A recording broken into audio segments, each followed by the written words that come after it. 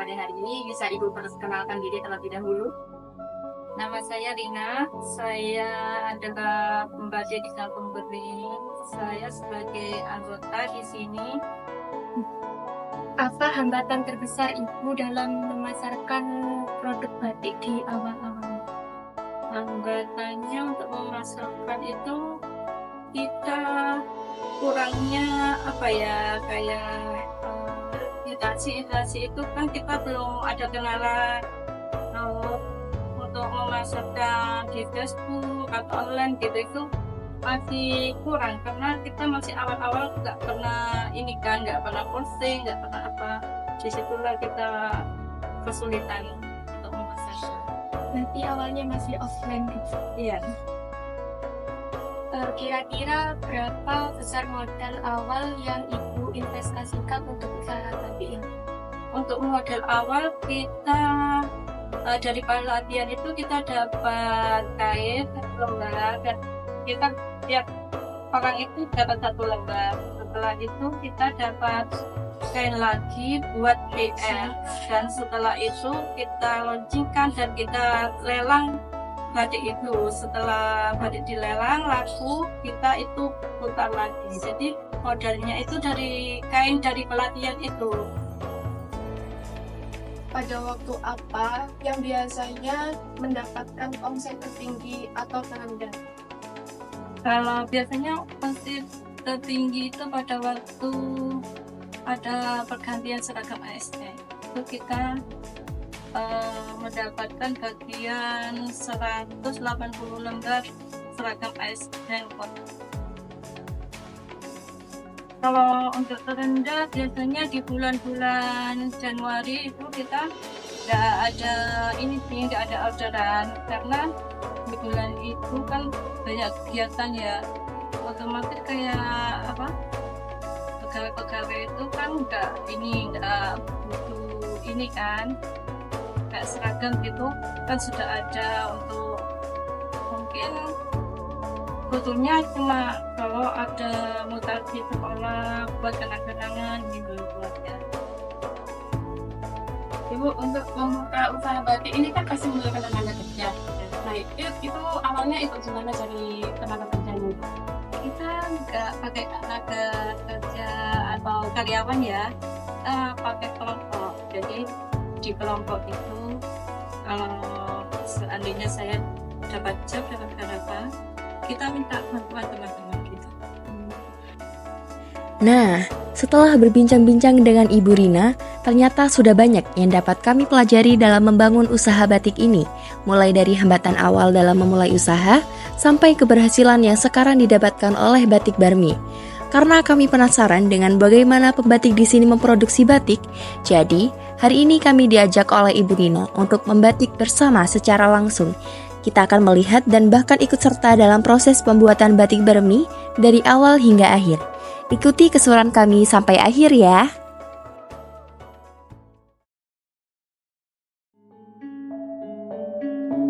Oke teman-teman, sekarang kita sudah ada di Batik Barmi. Dan sekarang kita sudah ada di tahapan yang pertama. Yuk ikut kami. Nah, sekarang kita sudah ada di tahapan yang pertama, yaitu pembuatan sketsa. Dalam pembuatan sketsa, kita membutuhkan pensil, penggaris, dan juga desain yang sudah kita print out untuk mempermudah kita dalam pembuatan sketsa.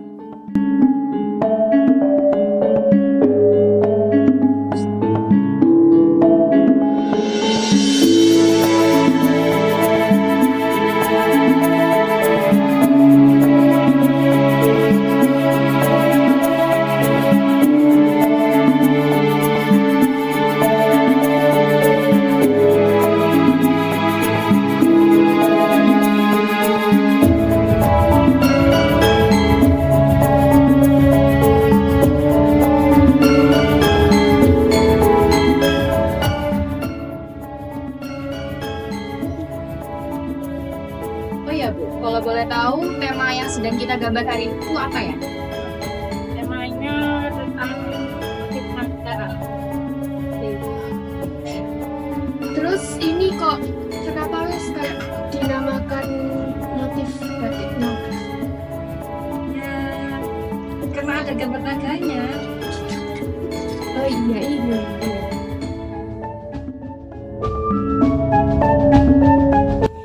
Membuat sketsa di kain batik ternyata tidak semudah yang dibayangkan. Di bawah bimbingan Ibu Rina, kami belajar betapa teliti dan presisi yang dibutuhkan.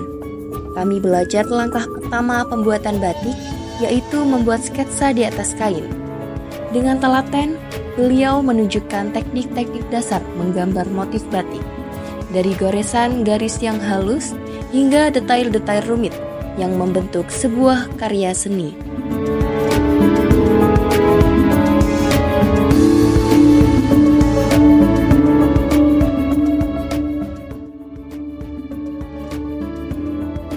Bu, Ya. ini kan sudah 90% mau jadi. Nah, untuk tahap kedua ini kira-kira apa? Proses pencantingan dan buat ini di sela garis-garis yang di gambar ini kita canting gunanya untuk membatasi warna biar warna tidak melebar. Biasanya kalau mencanting tuh membutuhkan waktu sekitar berapa? Tergantung kecepatan tangan kita. Kalau motifnya simple gini paling nggak sampai setengah. Nah, saat ini kita sudah selesai pada tahap yang pertama dan kita akan lanjut ke tahap yang kedua, yaitu teknik mencanting. Yuk teman-teman.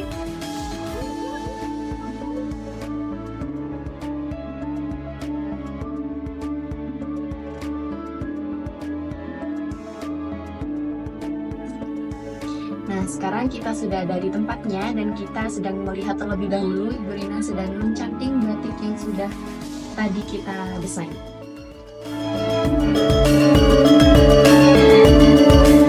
Sebagai demonstrasi awal, Ibu Rina memperagakan teknik mencanting dengan teliti.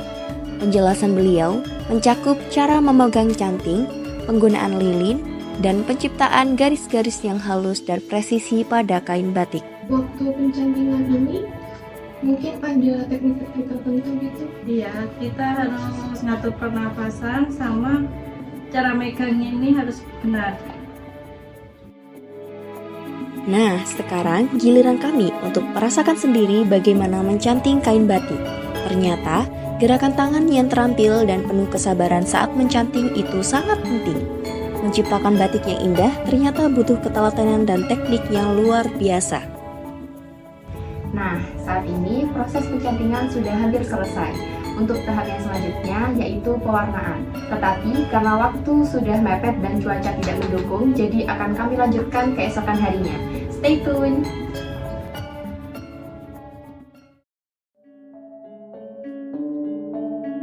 Oke teman-teman, hari ini adalah hari ketiga kita di Batik Bermi. Saat ini kita sudah ada di tahap yang ketiga, yaitu tahap pewarnaan. Di sini sudah ada teman-teman saya yang sudah mewarnai batik yang sudah kemarin kami cantik.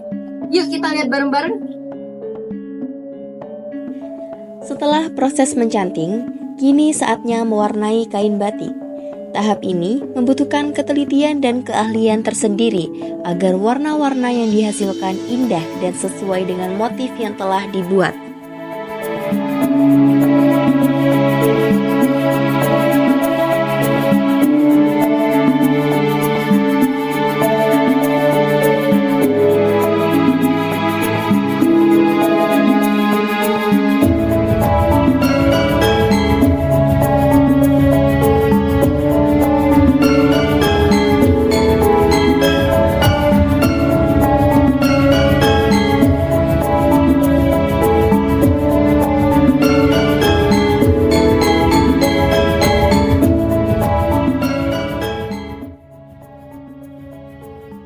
Oh ya Bu, untuk jenis pewarnanya yang sedang kami pakai saat ini tuh pakai jenis warna apa ya?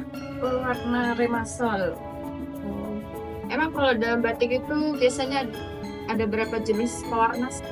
Ada empat. Yang kedua itu naphthol. Naphthol itu sistemnya pakai celup. Kalau indigo sol itu pewarnaan yang susah ditebak karena munculnya warna itu di saat keringnya kainnya baru muncul warnanya. Terus yang keempat pewarna alam dari bahan-bahan daun, batang, akar, gitu. Biasanya yang paling best color nih sama customer tuh biasanya warna apa?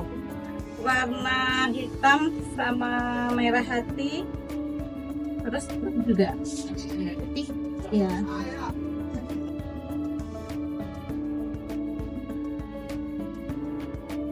Oh iya, untuk tahap pewarnaan ini kan sudah habis selesai. Untuk tahap selanjutnya kira-kira tahap apa? Pengujian warna atau fiksasi. Kayak pengujian warna itu kain dimasukkan ke cairan waterplus untuk apa ya, biar nggak luntur gitu itu. Nah, setelah itu dijemur, dicuci, lalu dilorot. Di proses lorotan itu kain harus direbus untuk melunturkan sisa malam yang ada di kain. Nah, untuk penjemurannya sendiri itu kira-kira butuh berapa hari? Untuk penjemurannya semalam, malaman aja ya. Tapi kalau cuaca panas itu 2 jam.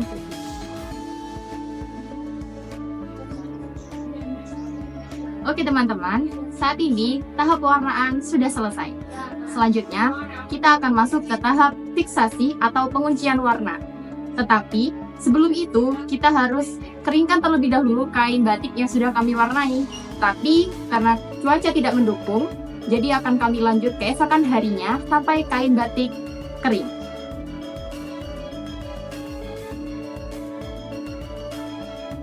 Oke teman-teman, hari ini adalah hari keempat kami di Batik Bermi. Dan saat ini kita sudah sampai di tahap yang keempat, yaitu fiksasi atau penguncian warna.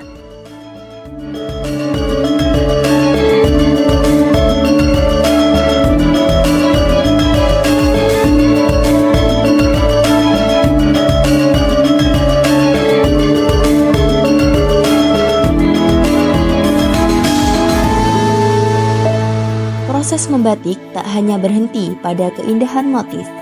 Tahap fiksasi warna atau penguncian warna merupakan kunci agar karya batik tetap cemerlang.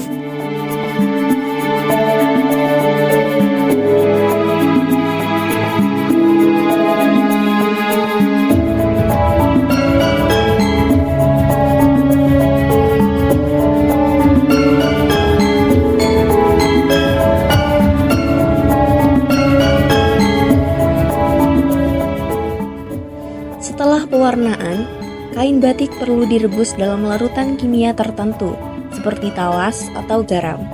Proses ini mengikat molekul-molekul warna pada serat kain, mencegah lunturnya warna saat dicuci. Suhu dan waktu perebusan sangat penting. Terlalu singkat, warna akan mudah pudar. Terlalu lama, warna bisa menjadi kusam.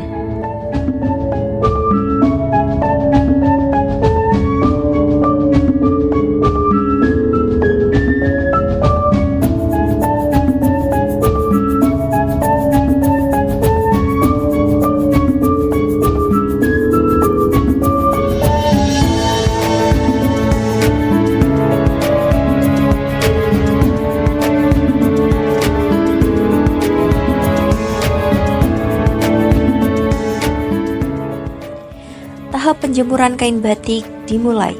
Pastikan kain dibentangkan dengan rata untuk memastikan proses pengeringan yang merata.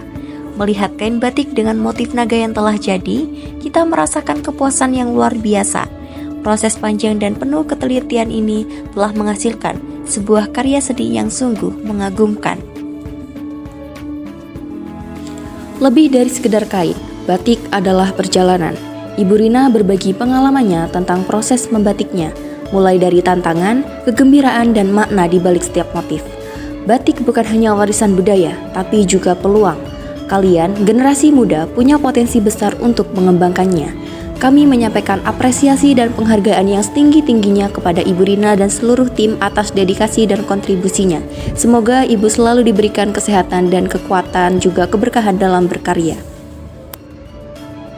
Ingin merasakan keindahan batik asli Indonesia? Kunjungi Batik Bermi. Batik Bermi berada di Jalan Wijaya Kusuma nomor 96, Sukabumi, Kecamatan Mayangan, Kota Probolinggo. Yuk beli Batik Bermi dan lestarikan budaya Indonesia.